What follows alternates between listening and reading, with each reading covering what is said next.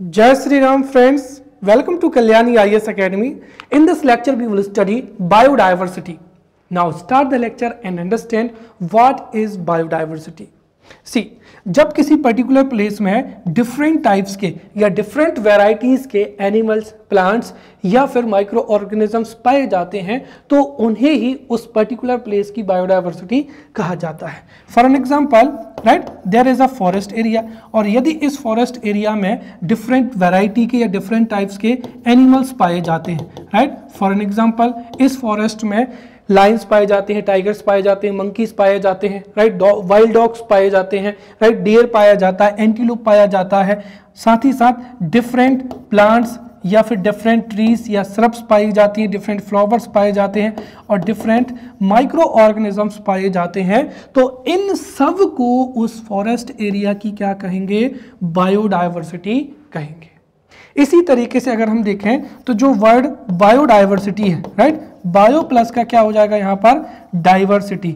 Diversity का मतलब क्या हो जाएगा कि जो बायो का मतलब हो जाएगा यहाँ पर लिविंग ऑर्गेनिजम्स और डाइवर्सिटी का मतलब क्या हो जाएगा? Different varieties. तो सीधा हम ये भी कह सकते हैं कि जो जितने भी लिविंग ऑर्गेनिजम्स हैं उनमें जो डिफरेंट वैरायटी पाई जाती है, डिफरेंट टाइप्स पाए जाते हैं, उसको ही क्या कहते हैं? हम बायोडाइवर्सिटी कहते हैं, राइट. तो इस तरीके से बायोडाइवर्सिटी को हम डिफाइन कर सकते हैं वेरिएबिलिटीज या different varieties, right. So variabilities among animals, plants and microorganisms in a natural region is known as biodiversity.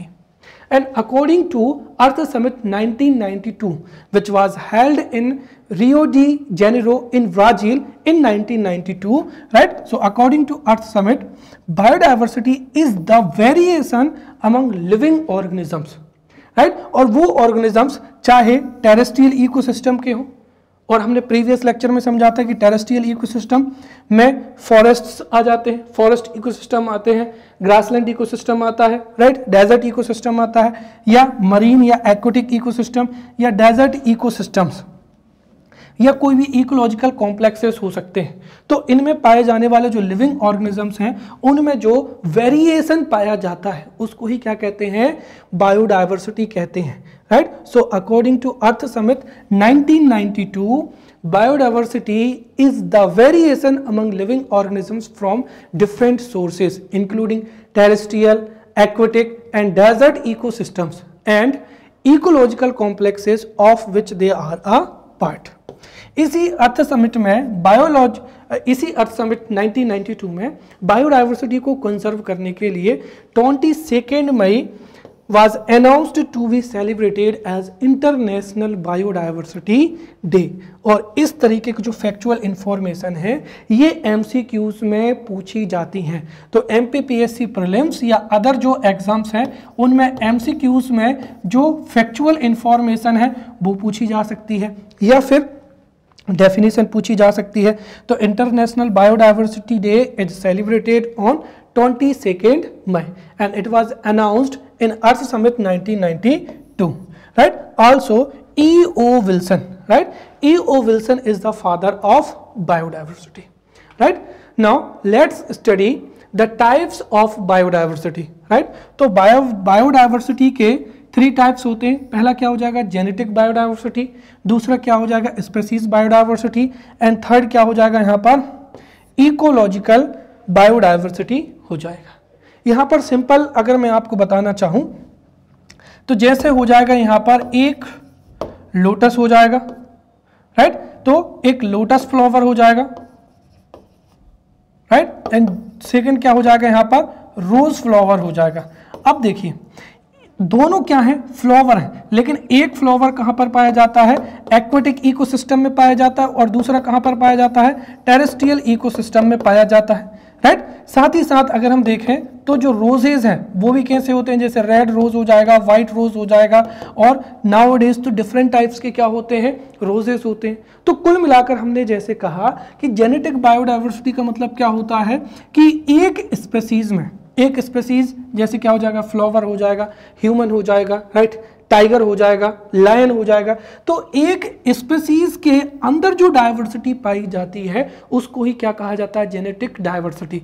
जैसे हमने कहा कि फ्लावर एक स्पीसीज है, तो फ्लावर के अंदर ही डिफरेंट टाइप के क्या पाए जाते हैं, फ्लावर्स पाए जाते हैं। जैसे रेड रोज हो जाएगा, राइट। तो जो फ्लावर है यहाँ पर जो फ्लावर कि अगर हम रोज देखें तो जो रोज है वो एक स्पीसीज हो जाएगी, और रोज फ्लावर में जेनेटिक वेरिएशन की वजह से ही रेड रोज, व्हाइट रोज, येलो रोज, डिफरेंट टाइप के आपको रोजेस देखने को मिलते हैं।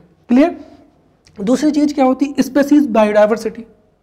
अब जो अर्थ पर जितने भी ऑर्गेनिजम्स पाए जाते हैं वो एक तो है नहीं, डिफरेंट टाइप के। जैसे उदाहरण के लिए आप यहाँ पर देखिए फ्लावर, तो क्या पूरी अर्थ पर एक ही फ्लावर है रोज? नहीं, फ्लावर की भी क्या है, डिफरेंट स्पीसीज है। जैसे क्या हो जाएगा, रोज हो जाएगा जो कि टेरेस्ट्रियल इकोसिस्टम में पाया जाता है, लोटस हो जाएगा, मैरीगोल्ड हो जाएगा, डिफरेंट टाइप के क्या पाए जाते हैं, फ्लावर्स पाए जाते हैं। एंड थर्ड क्या हो जाएगा यहाँ पर, इकोलॉजिकल डायवर्सिटी। क्या अर्थ पर जो जितने भी इकोसिस्टम है या इकोलॉजी है वो एक समान है? नहीं है, राइट। जैसे हम देखें तो अर्थ पर जो सरफेस है, सरफेस पर टेरेस्ट्रियल जो है इकोसिस्टम पाए जाते हैं, अर्थात यहाँ की इकोलॉजी जो एक्वेटिक इकोसिस्टम की इकोलॉजी से क्या होती है, अलग होती है। तो इस तरीके से ये तीनों क्या होती हैं, बायोडायवर्सिटी के टाइप होते हैं।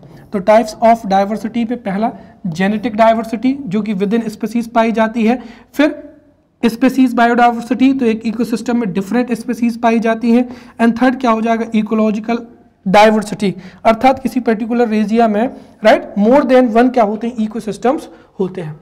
अगर हम शॉर्ट में कहें तो स्पीसीज डायवर्सिटी का मतलब ही क्या होता है, द वैरायटी, राइट।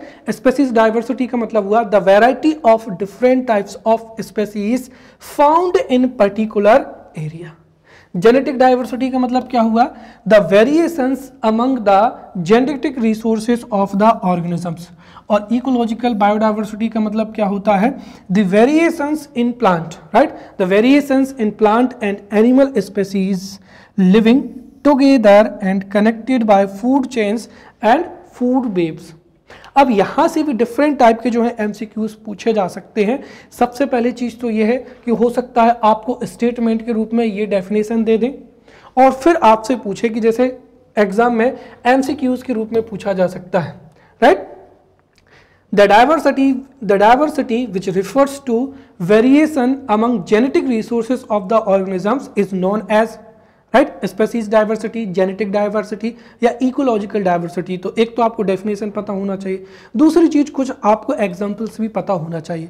तो जेनेटिक डायवर्सिटी क्या होती है, तो देखिए genetic diversity refers to the variations among the genetic resources of the organisms. और इसी की वजह से जो स्पीसीज के इंडिविजुअल्स होते हैं वो एक दूसरे से क्या होते हैं, अलग अलग होते हैं। या हम कह सकते हैं कि every individual of a particular species differs from each other in their genetic constitution. For an example अगर हम देखें तो होमोसेपियंस जो है ह्यूमंस की एक क्या है, स्पीसीज है, राइट। तो होमोसेपियंस एक स्पीसीज हो जाएगी जिसमें जेनेटिक डायवर्सिटी की वजह से ही अफ्रीकन जो पीपल हैं या यूरोपियन जो पीपल हैं या इंडियन जो पीपल हैं, राइट, उनका अगर हम देखें हाइट देखें, बॉडी का कलर देखें, राइट, बॉडी का स्ट्रक्चर देखें तो वो क्या मिलता है, डिफरेंट मिलता है। तो अर्थ पर जितने भी डिफरेंट क्या हैं, ह्यूमंस हैं, वो सब जेनेटिक वेरिएशन की वजह से एक दूसरे से क्या होते हैं, अलग होते हैं। और सिंपली वे में अगर हम कहें तो जेनेटिक डायवर्सिटी की वजह से ही सिंपली जो एनिमल्स हैं उनकी डिफरेंट क्या पाई जाती हैं, ब्रीड्स पाई जाती हैं। और जेनेटिक डायवर्सिटी की वजह से ही जो क्रॉप्स हैं उनकी डिफरेंट क्या पाई जाती हैं, वैरायटीज पाए जाते हैं। जैसे उदाहरण के तौर पर हम देखें तो डॉग क्या हो जाएगी, स्पीसीज हो जाएगी। तो डॉग्स में भी जेनेटिक डायवर्सिटी की वजह से डिफरेंट ब्रीड्स पाई जाती हैं, जैसे जर्मन शेफर्ड, लेब्राडोर डॉग हो जाएगा। फिर वीट है, तो वीट एक स्पीसीज हो जाएगी जिसमें जेनेटिक डायवर्सिटी की वजह से ही डिफरेंट वैरायटीज पाई जाती हैं, जैसे सरवती वीट, सोनालिका वीट, राइट, पुष्प मालवी वीट हो जाएगा। फिर पेडी की डिफरेंट वैरायटीज होते हैं, जैसे लूनाश्री हो जाएगा, गोरी हो जाएगा, पद्मा हो जाएगा, जया हो जाएगा, राइट। अरहर की डिफरेंट वैरायटीज होती हैं, जैसे बहार हो जाएगा, पारस हो जाएगा, राइट, मालवीय हो जाएगा। और काऊ की क्या होती हैं, डिफरेंट ब्रीड्स होती हैं, जैसे जर्सी है, मालवी है, राइट, साहीवाल है। और हमने जो modern agricultural, right, modern agricultural जो प्रोडक्ट है, राइट, जो मॉडर्न एग्रीकल्चरल जो टेक्नोलॉजी है उसमें हमने इसको और भी अच्छे से पढ़ा था। दूसरा हो जाएगा यहाँ पर डिफरेंट जो है, दूसरा हो जाएगा यहाँ पर स्पेसीज डाइवर्सिटी। सबसे पहली चीज तो इसकी डेफिनेशन क्या है, तो species diversity refers to the variety of different types of species found in a particular area, और this is the biodiversity at the most basic level. और इसी की वजह से किसी एक पर्टिकुलर प्लेस में डिफरेंट टाइप्स ऑफ क्या पाई जाती हैं, स्पेसीज पाई जाती हैं। और अगर हम कम शब्दों में कहें तो किसी एक पर्टिकुलर प्लेसेस में या पर्टिकुलर रीजन में, right, this species diversity includes all the species ranging from plants to different organisms in a particular area. और इसके एग्जांपल्स अगर हम देखें तो जैसे टेरेस्ट्रियल इकोसिस्टम है, तो टेरेस्ट्रियल इकोसिस्टम में ह्यूमंस भी हैं, डॉग्स भी पाए जाते हैं, कैट्स पाई जाती हैं, काउस पाई जाती हैं, मंकीज पाए जाते हैं, तो डिफरेंट टाइप्स की क्या पाई जाती हैं, स्पेसीज पाई जाती है। थर्ड क्या हो जाएगा यहाँ पर, ecological diversity, right. So ecological biodiversity refers to the variations in the plant and animal species living together और connected by food chains and क्या हो जाएगा, फूड वेव्स हो जाएगा। या सिंपल वर्ड्स में मैं अगर आपको बताऊं तो हमारी अर्थ पर डिफरेंट क्या पाए जाते हैं, इकोसिस्टम्स पाए जाते हैं, और उन इकोसिस्टम्स में जो डाइवर्सिटी होती है उसको ही क्या कहते हैं, इकोलॉजिकल डाइवर्सिटी कहते हैं। जैसे डेजर्ट्स एरिया में कैमल्स पाए जाते हैं, और भी डेजर्ट्स पाए जाते हैं, कैक्टस पाए जाते हैं, तो ये डेजर्ट एरिया की बायोडाइवर्सिटी होगी। रेन फॉरेस्ट में जो है, रेन फॉरेस्ट में एवरग्रीन ट्रीज पाए जाते हैं, राइट। वैसे ही मैंग्रोव्स में जो है मैंग्रोव्स पाए जाते हैं जिनकी स्पेशल क्या होती है, रूट्स होती हैं। तो इस तरीके से अगर हम सीधा कहें तो ecological diversity observed among the is observed in among different ecosystems in a particular region, right? Now the measurement of biodiversity, biodiversity का मेजरमेंट कैसे किया जाता है, तो यहाँ पर ये दो चीजें याद रखना।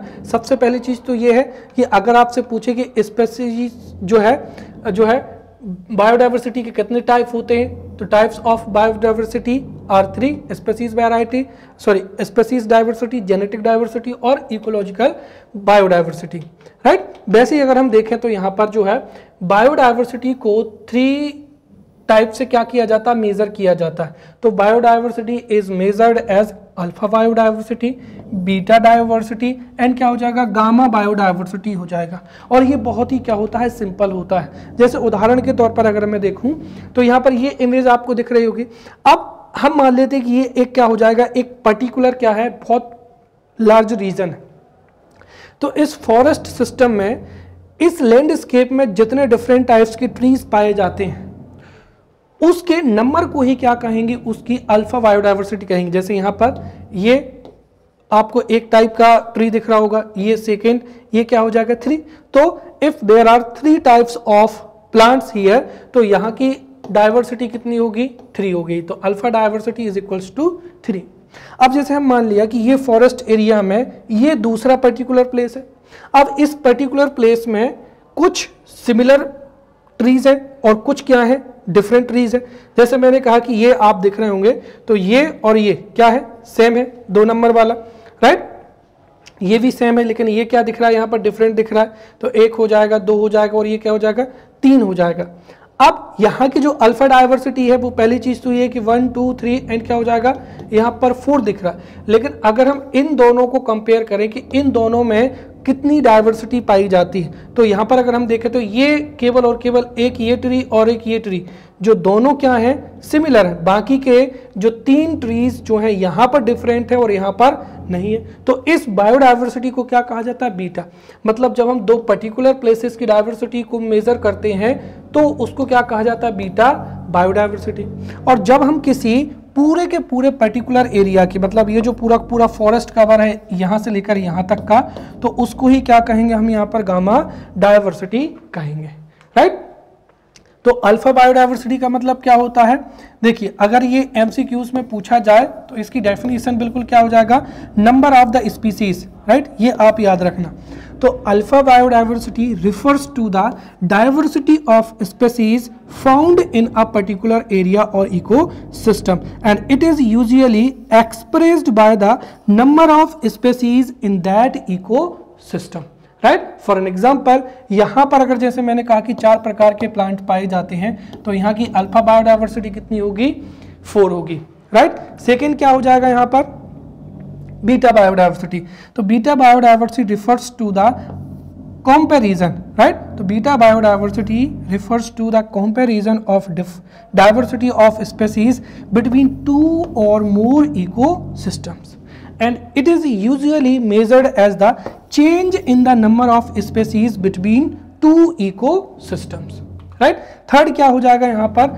गामा बायोडाइवर्सिटी हो जाएगा। तो gamma biodiversity is the measure of overall biodiversity for the different ecosystems in region, and it is highly subjective because of the different perceptions about the boundaries of a region। तो इसमें जो region की जो boundaries होती हैं उसकी वजह से ये क्या हो जाती है? subjective हो जाती है। तो कुल मिलाकर अगेन मैं अगर आपको बताना चाहूँ तो जैसे इस पर्टिकुलर रीजन में जो जितने भी टाइप के ट्रीज पाए जाते हैं वो यहाँ की क्या होगी? अल्फा बायोडाइवर्सिटी होगी। यहाँ पर जो जितने भी ट्रीज पाए जाते हैं, जैसे मैंने मान लिया कि यहाँ पर 7 टाइप के क्या पाए जाते हैं?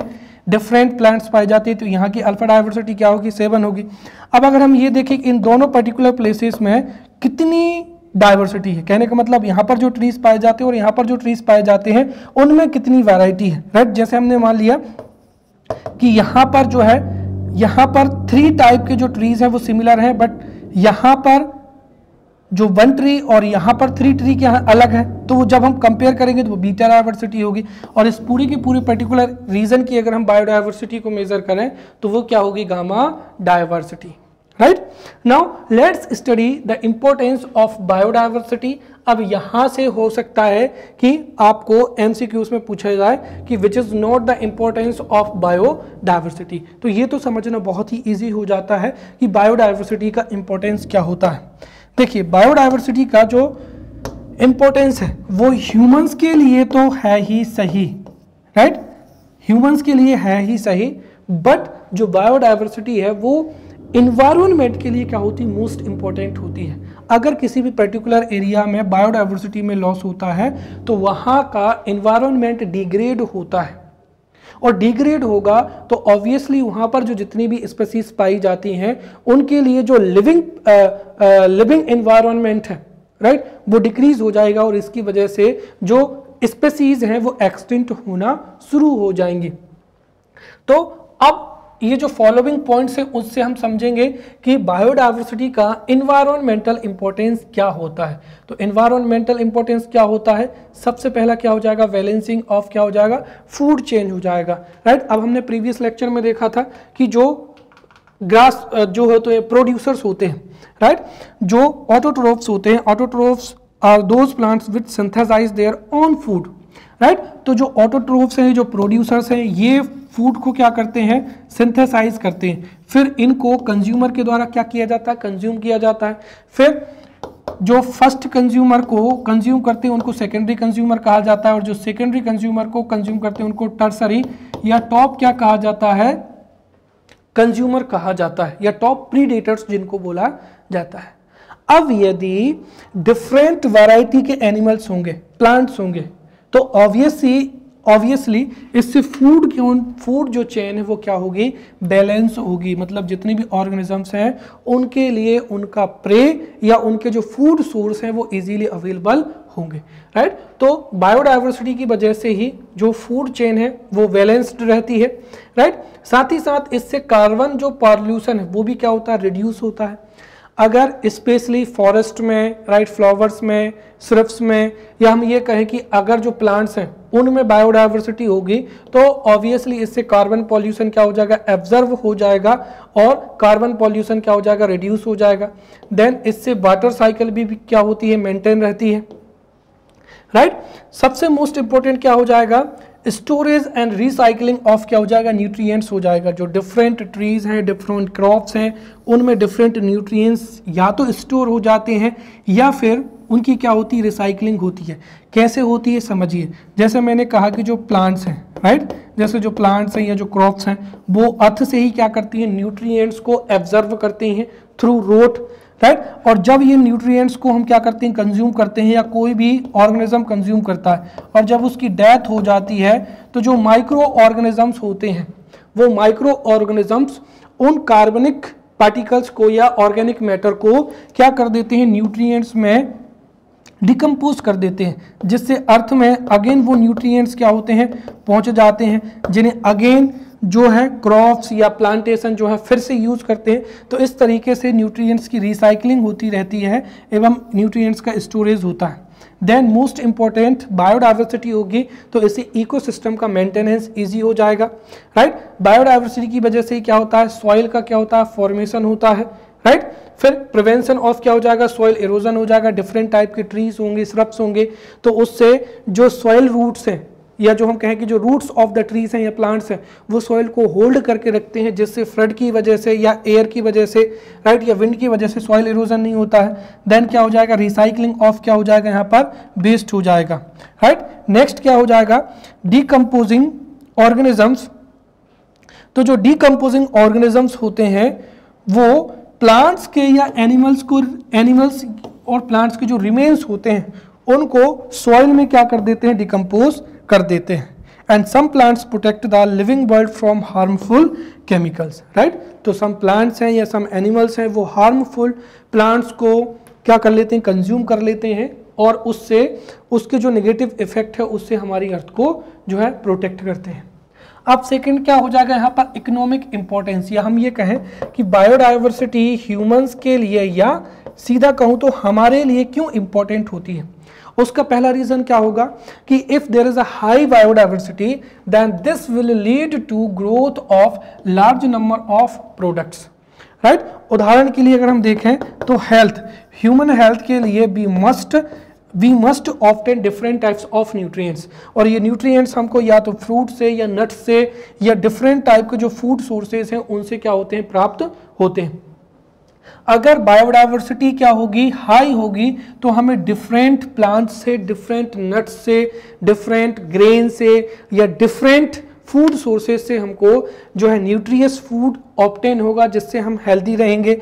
या फिर डिफरेंट जो सिरप्स हैं, राइट, या हर्ब्स हैं, तो डिफरेंट हर्ब्स से हम डिफरेंट जो है मेडिसिनल प्रोडक्ट्स को प्रोड्यूस कर सकते हैं, राइट। फिर तीसरी चीज जैसे रबर है, रबर के डिफरेंट प्रोडक्ट्स हैं, राइट। वैसे बॉम्बे हो जाएगा तो उसका न्यूज़पेपर बनाते हैं, डिफरेंट टाइप के जो है टोकरी वगैरह बनाते हैं, राइट। और भी जैसे फ्लावर्स हैं तो उनसे हम डिफरेंट मेडिसिनल यूज़ भी कर सकते हैं, डेकोरेटिव पर्पस के लिए भी यूज़ कर सकते हैं। डिफरेंट जो एनिमल्स होते हैं तो उनके हेयर्स हैं, नेल्स हैं, राइट, उनका भी मेडिसिनल वैल्यू होती है। अलॉन्ग विद इट उनके कई जो है यूजेस भी बनाए जाते हैं, उनकी स्किन से बनाए जाते हैं, राइट। तो कुल मिलाकर ये है कि अगर बायोडाइवर्सिटी हाई होगी तो humans would have large number of products, और इससे हमारी हेल्थ इंप्रूव होगी, इकोनॉमी इंप्रूव होगी, राइट। हमारी जो लाइफ स्टाइल है उसको इवॉल्व करने में कई प्रोडक्ट्स जो है इंपॉर्टेंट रोल प्ले करेंगे, राइट। सेकेंड क्या हो जाएगा कि जो मैनी लिविंग ऑर्गेनिजम्स होते हैं including humans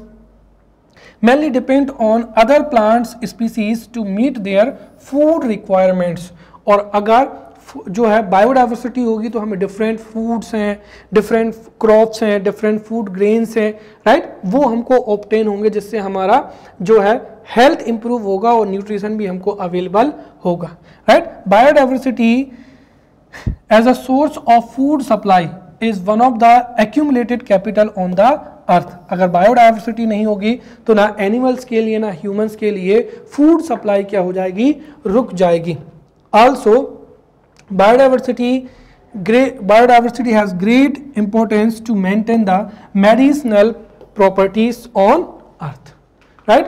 now we will see threat to biodiversity. अभी हमने देखा कि बायोडाइवर्सिटी का ह्यूमंस के लिए या एनवायरनमेंट के लिए बहुत ही इंपॉर्टेंट रोल होता है, right. But what are the reasons जिसकी वजह से बायोडाइवर्सिटी में लॉस होता है। So what are the threats to the biodiversity, right. जिसमें सबसे पहले क्या हो जाएगी, right, increase in the population, increase in population. देखिए हमारे अर्थ पर जितने भी नेचुरल रिसोर्सेज हैं, चाहे वो प्लांट्स हों, राइट, प्लांट्स हों, फॉरेस्ट्स हों, रिवर्स हों, जितने भी नेचुरल रिसोर्सेज हैं, जो बायोडाइवर्सिटी है वो लिमिटेड है, राइट। और साथ ही साथ अगर ह्यूमन की जो पॉपुलेशन है वो इंक्रीज हो, कोई दिक्कत नहीं, बट अगर हम हमारी लाइफ स्टाइल को कंफर्टेबल बनाने के लिए बड़े बड़े पैलेस बनाएं, डिफरेंट जो है बायोडाइवर्स जो प्रोडक्ट्स हैं उनको यूज करें, तो इससे क्या होगा, बायोडाइवर्सिटी में लॉस होगा। कुल मिलाकर सीधी सी बात यह है कि जितनी ज़्यादा पॉपुलेशन इंक्रीज होगी उतना ज़्यादा नेचुरल रिसोर्स का क्या होगा, उतना ज़्यादा नेचुरल रिसोर्सेज एक्सप्लॉइट होंगे, और नेचुरल रिसोर्सेज का एक्सप्लॉइटेशन होगा तो ऑब्वियसली जो नेचुरल रिसोर्सेज हैं उनकी क्वांटिटी में, क्वालिटी में क्या होगी, कमी आएगी, और उसकी वजह से बायोडाइवर्सिटी का क्या होगा, लॉस होगा। तो increase in the population, and because of increase in the population increase in the use of terrestrial land. और इसी की वजह से अगर हम देखें तो कई बार जो एक्वेटिक इकोसिस्टम्स होते हैं, जैसे कई बार जो पॉन्ड्स हैं या लेक्स हैं, राइट, उनको जो है ह्यूमन हैबिटेशन के लिए जो है यूज कर लिया जाता है। तो कई बार जो फॉरेस्ट एरियाज होते हैं वहां पर इंडस्ट्री सेटअप की जाती है, जिससे फॉरेस्ट एरिया जो है डिक्रीज हो जाते हैं, राइट। साथ ही साथ ह्यूमंस एग्रीकल्चर के लिए, बिजनेस के लिए, राइट, या डेवलपमेंटल प्रोजेक्ट्स के लिए फॉरेस्ट को क्या करता है, कट करता है, राइट। तो इस तरीके से जो टेरेस्ट्रियल लैंड है उसका यूजेस बढ़ रहा है, जो कि बायोडाइवर्सिटी के लिए सबसे बड़ी क्या है, थ्रेट है। सेकंड क्या हो जाएगा यहाँ पर, कटिंग ऑफ ट्रीज, राइट।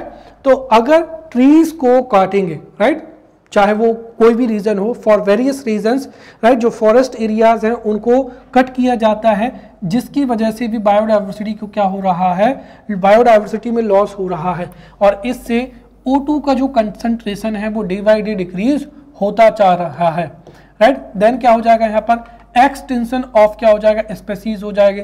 जो इकोसिस्टम है उसमें फूड वेब और फूड चेन पाई जाती हैं, और एक ऑर्गेनिज्म दूसरे ऑर्गेनिज्म पर क्या होता है, डिपेंड होता है।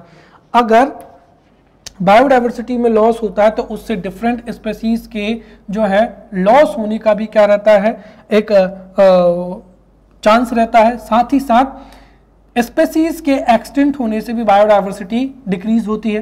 Then extension of local species by foreign species और एक्सोटिक स्पेसीज। कई बार किसी पर्टिकुलर एरिया में जब कोई जो एक्सोटिक या जो वहाँ की नेटिव प्लांट्स नहीं है या नेटिव जो है एनिमल नहीं है, उसको किसी पर्टिकुलर एरिया में इंट्रोड्यूस किया जाता है तो वो नेगेटिव इम्पैक्ट रखता है। जैसे कांग्रेस ग्रास हो जाएगी, जब हमने यूएसए से बीट को जो है इंपोर्ट किया था तो उसके साथ में जो ग्रास आई थी उसको कांग्रेस ग्रास भी बोला जाता है। एलिफेंट ग्रास है या पार्थेनियम ग्रास हो जाएगा।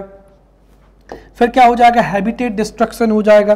फॉरेस्ट एरिया में अगर ह्यूमन एक्टिविटीज इंक्रीज होंगी तो ऑब्वियसली इससे डिफरेंट एनिमल्स के जो हैबिटेट हैं उनमें उनका डिस्ट्रक्शन होगा, जिससे भी बायोडाइवर्सिटी लॉस हो सकती है।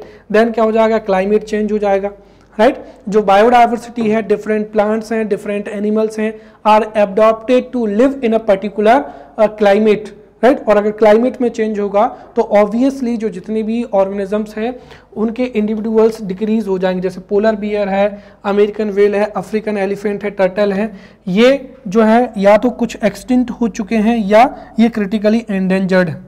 Then use of insecticide is increasing which is harmful to various organisms. तो वर्तमान समय में एग्रीकल्चरल प्रोडक्शन को रीच करने के लिए इंसेक्ट्स का यूज किया जाता है, which also harmful for various animals, plants, birds, right? जैसे पीकॉक है, ईगल है, स्पेरो है, वल्चर है, right? तो इस तरीके से these are the common points, right? for the loss in biodiversity। हम कह सकते हैं कि these are the threats to biodiversity, right? now अब आप देखते हैं कि लॉस ऑफ बायोडाइवर्सिटी का लॉस होता कैसे है, राइट। तो for the loss of biodiversity natural causes and unnatural या human made causes are responsible. जैसे अगर हम देखें तो नेचुरल कॉजेज की वजह से भी क्या होता है, बायोडाइवर्सिटी में लॉस होता है। But this is minimal. ये जो लॉस होता है ये क्या होता है, मिनिमल होता है, राइट क्योंकि ये जो जितने भी यहाँ पर पॉइंट्स लिखे इनकी फ्रिक्वेंसीज क्या होती हैं, बहुत ही लो होती है। तो what are the natural causes right for the loss of biodiversity? First क्या हो जाएगा, वॉल्केनो एरप्शन हो जाएगा। वॉल्केनो एरप्शन से जो लावा है, राइट लावा के साथ में कई जो हार्मफुल गैसेज होती हैं वो रिलीज हो जाती है इन्वायरमेंट में, जिसकी वजह से डिफरेंट ऑर्गेनिजम्स पर नेगेटिव इफेक्ट होता है। साथ ही साथ जो लावा, जिस एरिया में लावा का क्या होता है, लावा का फ्लो होता है, वहाँ की जो बायोडाइवर्सिटी है वो पूरी तरीके से डैमेज हो जाती है। देन क्या हो जाएंगे, अर्थक्वेक हो जाएंगे, जिसमें फॉरेस्ट एरिया या कई एनिमल्स क्या हो जाते हैं, सबमर्ज हो जाते हैं। फ्लडिंग में तो आपको पता ही है, जिस पर्टिकुलर एरिया में फ्लडिंग होती है वहाँ के सारे प्लांट्स हो या ऑर्गेनिजम्स हो वो फ्लड में क्या हो जाते हैं, उनकी डेथ हो जाती है। देन लैंडस्लाइड होने से भी बायोडाइवर्सिटी में लॉस्ट होता है। Forest fire is the main reason behind, जैसे अगर आपने देखा होगा कि ऑस्ट्रेलियन जो फॉरेस्ट एरियाज हैं उसमें फायर की वजह से जो है बहुत ज़्यादा बायोडाइवर्सिटी का क्या हुआ है, लॉस हुआ है। क्योंकि जब फॉरेस्ट में फायर जो है इरप्ट हो जाती है तो उससे वहाँ के चाहे प्लांट्स हों या जो जितने भी ऑर्गेनिजम्स हो वो उनकी ऑन द स्पॉट क्या हो जाती है, डेथ हो जाती है, या कई बार डिजीजेस जो हैं फैल जाती हैं, राइट। और को एक्सटेंशन हो जाएगा, जब कोई एक ऑर्गेनिज्म या कोई एक एनिमल जब उसकी स्पीसीज एक्सटिंक्ट हो जाती तो उसकी वजह से दूसरे ऑर्गेनिज्म भी एक्सटिंक्ट हो जाते हैं। अब अगर हम देखें तो बायोडाइवर्सिटी के लॉस के लिए जो अननेचुरल या ह्यूमन एक्टिविटीज़ हैं वो मेजर रोल प्ले करते हैं। जैसे सबसे पहला क्या हो जाएगा, पॉल्यूशन हो जाएगा। देखिए जितना ज़्यादा हमारे इन्वायरमेंट में पॉल्यूशन होगा उसी की वजह से एयर है, सॉइल है, वाटर है, उसका पॉल्यूशन होगा। और एयर, वाटर या सॉइल है उनका यूज़ प्लांट्स के द्वारा, एनिमल्स के द्वारा या ह्यूमंस के द्वारा किया जाता है। और ऑब्वियसली अगर पॉल्यूशन होगा तो humans have doctor, right, to meet the negative impact of pollution. But जो प्लांट्स हैं या एनिमल्स हैं उनके पास में कहाँ के डॉक्टर हैं, राइट। वो तो पॉल्यूशन की वजह से धीरे धीरे उनके बॉडी में चेंजेस आना शुरू होते हैं और धीरे धीरे वो उस एरिया से ही क्या हो जाते हैं, या तो वो उनको कई प्रकार की डिसीजेज होती हैं, उनकी क्या हो जाती है, डेथ हो जाती है। तो pollution plays a major role for the loss of biodiversity. Then क्या हो जाएगा, ग्लोबल वार्मिंग हो जाएगा। अब जो इंडस्ट्रियल प्रोजेक्ट्स होते हैं, इंडस्ट्रीज होती हैं या व्हीकल्स होते हैं, उनकी वजह से हार्मफुल गैसेस रिलीज होती हैं, जिसकी वजह से ग्लोबल वार्मिंग है। और ग्लोबल वार्मिंग की वजह से टेम्परेचर इंक्रीज हो रहा है, जिसकी वजह से जो आइस क्यूब्स हैं वो मेल्ट हो रहे हैं, राइट। जो सी लेवल है वो इंक्रीज हो रहा है, जिसकी वजह से एक तो अगर हम देखें तो जो आइसलैंड्स हैं वो कई बार ओशियन में या सी में सबमर्ज हो जाते हैं। और दूसरी चीज़ ये है कि टेम्परेचर इंक्रीज होने से भी जो नेचुरल हैबिटेट हैं, राइट, वहाँ पर अब वो कंडीशंस नहीं बची हैं कि कई स्पीसीज वहाँ पर सर्वाइव कर पाएँ।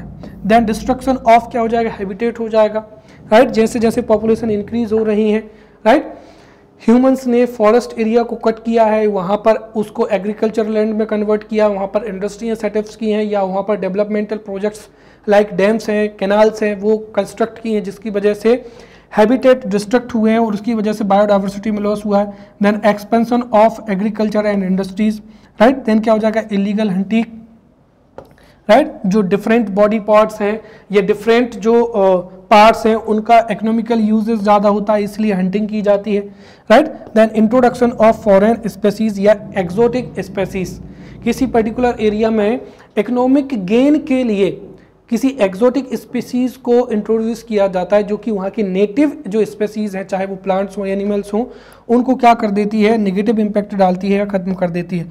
और क्या हो जाएगा, over exploitations. So these are the reasons, right, for the loss of biodiversity, right. Now we will see areas of high concentration of biodiversity या एरियाज ऑफ हाई बायोडाइवर्सिटी। तो देखिए किसी भी पर्टिकुलर प्लेस में बायोडाइवर्सिटी पाए जाने के लिए जो है there are two important factor. The first is climate and second is rainfall, right. तो अगर किसी पर्टिकुलर एरिया की क्लाइमेट और वहाँ पर रेनफॉल है, राइट, और भी अदर फैक्टर हो जाएंगे, जैसे वहाँ पर टेम्परेचर है, वहाँ की सॉइल है, वहाँ का रेनफॉल है, वहाँ की जो है लैंडस्केप है, वहाँ की जो क्लाइमेट है, ये किसी भी पर्टिकुलर एरिया की बायोडाइवर्सिटी के लिए क्या होते हैं, रिस्पॉन्सिबल फैक्टर होते हैं। और इन्हीं फैक्टर की वजह से ही कुछ पर्टिकुलर प्लेसेस में हाई बायोडाइवर्सिटी पाई जाती है। जैसे ट्रॉपिकल फॉरेस्ट अब क्यों पाई जाती है, मैंने आपको बताया था कि ट्रॉपिकल फॉरेस्ट है, ये जो ट्रॉपिक्स हैं उन दोनों के बीच में जो सनलाइट है वो भी इजीली अवेलेबल होता है, then there is a high rainfall. इसी वजह से जो ट्रॉपिकल फॉरेस्ट हैं या ट्रॉपिकल जो सी एरिया हैं या कोस्टल रीफ्स हैं, यहाँ पर क्या होती है, हाई बायोडाइवर्सिटी होती है, और वेटलैंड्स में भी हाई बायोडाइवर्सिटी होती है। फिर मीडियम जो बायोडाइवर्सिटी पाई जाती है वो मानसून स्टेट में पाई जाती है। ऐसे स्टेट जहाँ पर मानसूनी क्या होता है, रेनफॉल होता है, या ग्रासलैंड्स में जो है मीडियम बायोडाइवर्सिटी होती है। देन क्या हो जाएगा यहाँ पर लो, तो जो सब पोलर डेजर्ट रीजन्स हैं वहाँ पर क्या होती है, लो बायोडाइवर्सिटी होती है, क्योंकि ये जो पोलर रीजन्स हैं यहाँ पर प्रेजेंस ऑफ लाइट मिनिमम होता है, राइट। और अगर हम वेरी लो कहें तो वो कहाँ पर हो जाएगा, सब पोलर स्नो एरियाज। अब कुछ एरियाज ऐसे हैं जो through out the year, right, जो है स्नो से क्या होते हैं, कवर होते हैं, इसी वजह से वहाँ पर क्या होता है, बायोडाइवर्सिटी बहुत ही मिनिमम होती है। नाउ लेट्स सी कि जो बायोडाइवर्सिटी है उसका कंजर्वेशन कैसे है, राइट। जैसे जो अपकमिंग लेक्चर है उसमें हम बायोडाइवर्सिटी की जो कंजर्वेशन है उसको बहुत ही डिटेल में पढ़ेंगे। बट अगर हम देखें तो इंटरनेशनल लेवल पर बायोडाइवर्सिटी को कंजर्व करने के लिए कौन कौन से एफर्ट्स लिए गए हैं उसको हम यहाँ पर समझते हैं, राइट। तो कंजर्वेशन ऑफ बायोडाइवर्सिटी, राइट, तो ये सीधा सीधा यहाँ से MCQs पूछा जाएगा कि बायोडाइवर्सिटी को कंजर्व करने के लिए इंटरनेशनल लेवल पर जो फर्स्ट एफर्ट या इनिशिएटिव लिया गया था वो 1992 में लिया गया था, किसमें, अर्थ समिट में, जिसमें हमने डेफिनेशन देखी थी, राइट। तो बायोडाइवर्सिटी को कंजर्व करने के लिए इंटरनेशनल लेवल पर जो फर्स्ट इनिशिएटिव था या जो फर्स्ट एफर्ट था वो किया गया था 1992 के अर्थ समिट में। जैसे आपको पता होगा कि इन्वायरमेंट को प्रोटेक्ट करने के लिए 1972 में स्टॉकहोम कॉन्फ्रेंस हुआ था, राइट। एंड इसी स्टॉकहोम कॉन्फ्रेंस के 28th एनिवर्सरी पर, राइट, स्टॉकहोम कॉन्फ्रेंस 1972 की 20th जो एनिवर्सरी थी वो रियो डी जेनेरियो में 1992 में जो है ऑर्गेनाइज की गई थी, जिसको हम फर्स्ट अर्थ समिट के नाम से भी जानते हैं। तो जो फर्स्ट अर्थ समिट है या earth summit of 1992 is the first effort और first initiatives taken at the international level in 1992 in Rio de Janeiro. और इसमें बायोडाइवर्सिटी को कंजर्व करने के लिए एक प्रपोजल रखा गया था जिसको कहा जाता है कन्वेंशन ऑन बायोडाइवर्सिटी या CBD कहा जाता है, राइट। सो कन्वेंशन ऑन बायोडाइवर्सिटी 1992 है और इस कन्वेंशन में जितने भी मेंबर्स हैं वो अपने यहाँ पर बायोडाइवर्सिटी को कंजर्व करने के लिए जो है लॉस को ड्राफ्ट करते हैं, पार्लियामेंट से उसको पास किया जाता है, फिर उसको इम्प्लीमेंट किया जाता है, राइट। तो कन्वेंशन ऑन बायोडाइवर्सिटी 1992, राइट।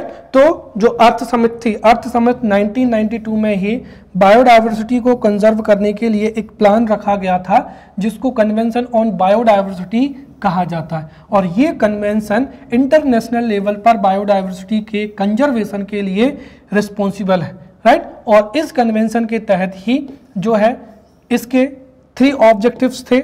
इस कन्वेंशन का पहला ऑब्जेक्टिव क्या है, कंजर्वेशन ऑफ बायोडाइवर्सिटी, जो एक्सप्लॉयटेशन हो रहा है उसको रोकना ताकि बायोडाइवर्सिटी का क्या हो सके, कंजर्वेशन हो सके। साथ ही साथ proper solution for problems arising out of exploitation of natural resources, right. तो जो एक्सप्लॉयटेशन है उसको रोकने के लिए एक प्रॉपर सॉल्यूशन के रूप में जो है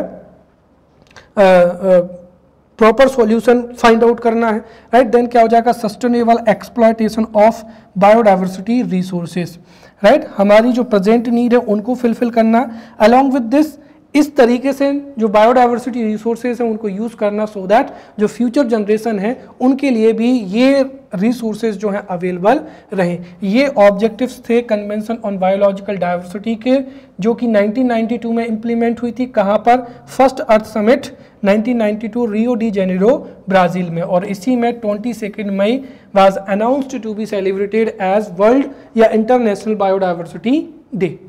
बाद में अगर हम देखें तो जो कन्वेंशन ऑन बायोडाइवर्सिटी 1992 है उसमें 3 कंपोनेंट्स क्या किए गए थे, ऐड किए गए थे।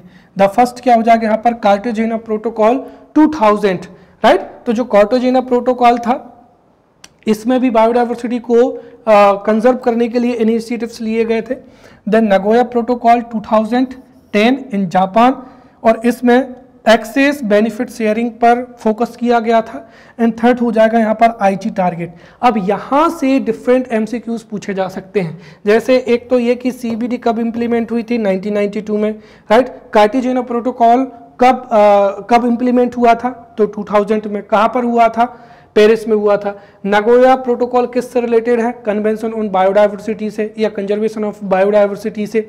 जो एक्सेस एंड बेनिफिट शेयरिंग का कंसेप्ट है वो किस प्रोटोकॉल के अंडर जो है लाया गया था, तो आंसर आपका होगा नगोया प्रोटोकॉल। या आईटी टारगेट्स किससे रिलेटेड हैं, इनको हम और भी डिटेल में समझते हैं। तो सबसे पहला क्या हो जाएगा, कार्टेजेना प्रोटोकॉल और बायोसेफ्टी एग्रीमेंट। तो पहला एमसीक्यूज तो यही एग्जाम में पूछा जाएगा, what which is also known as biosafety agreements। तो Cartagena protocol, right, Cartagena protocol is also known as biosafety agreement। और ये जो एग्रीमेंट हुआ था ये 2000 में हुआ था। कहाँ पर हुआ था, ये पेरिस में हुआ था। इसमें 130 कंट्रीज ने क्या किया था, पार्टिसिपेट किया था। और इसका ऑब्जेक्टिव क्या था, इसका ऑब्जेक्टिव था कि जो एलएमओस थे उनको एक्सोटिक स्पेसीज में क्या किया गया था, रखा गया था। अब एलएमओस क्या होते हैं, एल का मत होता है लिविंग, मॉडिफाई, और क्या हो जाएगा, organism, right. So the main objective of the Cartagena protocol was to monitor the biodiversity crisis arising out of LMO या लिविंग मॉडिफाइड ऑर्गेनिजम्स। अब मॉडिफाइड ऑर्गेनिजम्स क्या मतलब हुआ, जैसे डिफरेंट क्रॉप्स हैं। अब क्रॉप्स में अगर हमको एग्रीकल्चरल प्रोडक्शन को इंक्रीज करना है तो डेफिनेटली हमें हाई यील्ड वैरायटी को क्या करना पड़ेगा, जो है डेवलप करना पड़ेगा। अब जो जितने भी चाहे वो डिफरेंट ब्रीड्स हो, जैसे एनिमल्स की ब्रीड्स हो जाएंगी, फ्लावर्स के डिफरेंट वैरायटी हो जाएंगी, क्रॉप्स की वैरायटी हो जाएंगी। और जब ये वैरायटी को किसी पर्टिकुलर नेटिव प्लेस में इंट्रोड्यूस किया जाता है तो वहाँ की जो नेचुरल वेजिटेशन है उसका क्या होता है, लॉस होता है। फॉर एग्जाम्पल अगर हम देखें तो यहाँ पर जैसे क्या हो जाएगा, वीटी कॉटन हो जाएगा। अब नो डाउट वीटी कॉटन का यूज करने से प्रोडक्शन इंक्रीज होता है, but it has negative impact on the environment as well, क्योंकि जो पोलन्स ऑफ कॉटन होते हैं वो नियर बाई बायोडाइवर्सिटी को क्या कर देते हैं, डैमेज कर देते हैं। तो इसी वजह से जो भी प्रॉब्लम्स एलएमओ की वजह से अराइज हो रही थी उनको इस कार्टेजेना प्रोटोकॉल के तहत मॉनिटर किया जाता है। और जो जितनी भी एलएमओस हैं उनको एक्सोटिक स्पीसीज में क्या किया गया था, इंक्लूड किया गया था। और यहाँ पर अगर हम देखें तो living modified organisms is the fourth major factor which is destroying the biodiversity. Second क्या हो जाएगा यहाँ पर, नगोया प्रोटोकॉल, राइट। तो नगोया प्रोटोकॉल सबसे पहली चीज किससे संबंधित है, तो Nagoya protocol is related to conservation of the biodiversity, right. And ये जो नगोया प्रोटोकॉल है ये एग्जिस्टेंस में कब आया था, 2010 में आया था। और ये नगोया प्रोटोकॉल कहाँ पर हेल्ड हुआ था, जापान में हुआ था, right. India signed the Nagoya protocol on 11 मई 2011 को, राइट। और ये प्रीवियस ईयर्स में जो है पूछा ही जा चुका है। तो India signed Nagoya protocol on 11 मई 2011। और इसमें जो एक्सेस एंड बेनिफिट शेयरिंग का ऑब्जेक्टिव था इसको बहुत ही ज़्यादा इंपॉर्टेंस दिया गया था। अब एक्सेस एंड बेनिफिट शेयरिंग का मतलब क्या हुआ, देखिए हमारे अर्थ पर कुछ, जैसे अगर हम बात करते हैं ह्यूमंस की, तो कुछ जो ह्यूमंस हैं जो कि रिच हैं, या एक तरीके से हम कह सकते हैं कि जो जिनके पास में या तो सत्ता है, राइट, गवर्नमेंट है, या जो पावरफुल पीपल हैं उनके पास में नेचुरल रिसोर्सेज का एक्सेस इजीली होता है। बट जो ट्राइबल्स हैं, या एक तरीके से हम कह सकते हैं कि जो लो इनकम ग्रुप से आते हैं उनको कई नेचुरल रिसोर्सेज का एक्सेस ही नहीं है, राइट। और जो बायोडाइवर्सिटी का लाभ उन लोगों को मिलना चाहिए वो मिल ही नहीं पाता है, राइट। तो इसी वजह से नगोया प्रोटोकॉल का जो ऑब्जेक्टिव था emphasis on access and benefit sharing, अर्थात जो जितने भी जेनेटिक प्रोडक्ट्स हैं हमारी बायोडाइवर्सिटी की वजह से, जितने भी जेनेटिक प्रोडक्ट हैं वो सभी लोगों तक पहुंच पाए, अर्थात right every people on this earth has access to genetic products, right. साथ ही साथ जो बायोडाइवर्सिटी है उसको इस तरीके से यूटिलाइज किया जा सके कि उसका जो बेनिफिट है वो सभी लोगों तक है पहुंच पाए। और थर्ड क्या था कि बायोडाइवर्सिटी को कंजर्व करना। और इसी नगोया प्रोटोकॉल में इसी नगोया प्रोटोकॉल में जो डिकेड था 2011 टू 22, राइट। तो 2011 टू 22 जो डिकेड था उसको बायोडाइवर्सिटी डिकेड के रूप में जो है सेलिब्रेट किया गया था। और इसमें 20 टारगेट्स जो एस्टेब्लिश किए गए थे, जिनको क्या कहा जाता है, आईची टारगेट्स। फर्स्ट थिंग, आईची टारगेट किससे रिलेटेड है, नगोया प्रोटोकॉल से। सेकंड, किस टॉपिक से है, जैसे ओजोन होल है या फिर ओजोन होल है या पॉल्यूशन कंट्रोल है, तो ये किससे रिलेटेड है, बायोडाइवर्सिटी से रिलेटेड है, जिसमें 20 टारगेट्स रखे गए थे ताकि बायोडाइवर्सिटी को कंजर्व किया जा सके। जैसे coral reef has to be protected, then जो 17.70% of the world land area है उसको प्रोटेक्ट करना है। 10% of the oceans of the world have to be protected, ताकि जो बायोडाइवर्सिटी है वो प्रोटेक्ट हो सके। Now let's study the biodiversity act 2002। अब देखिए जो CBD हुआ था या कन्वेंशन ऑन बायोडाइवर्सिटी था, ये इम्प्लीमेंट हुआ था 1992 में। और इस कन्वेंशन को इफेक्टिवली इंडिया में एग्जीक्यूट करने के लिए यही बायोडाइवर्सिटी एक्ट 2002 लाया गया था, right. So this Biodiversity Act 2002 was brought in India to fulfill the contracts or to fulfill the obligations of the conservation biodiversity, right? ये जिसको हम क्या कहते हैं, Convention on Biodiversity, right? फिर इसमें क्या है, कई एफर्ट्स किए गए थे। तो ये इंडिया में CBD के जो जितने भी ऑब्लिगेशंस थे उनको फुलफिल करने के लिए बायोडाइवर्सिटी एक्ट 2002 इंडिया में इम्प्लीमेंट किया गया था। And this has also implemented to make efforts for the conservation of biological resources या बायोडाइवर्सिटी।